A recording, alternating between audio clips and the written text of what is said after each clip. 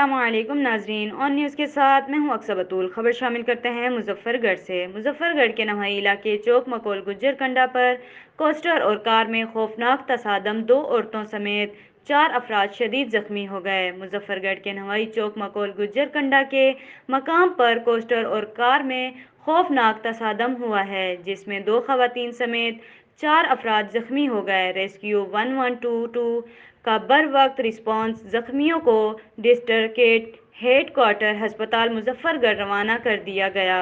حادثے کا شکار فیملی ملتان سے علی پور جا رہے تھے۔ رپورٹ کرتے ہیں رپورٹر مجیب الرحمان شامی، آن نیوز مظفر گڑھ۔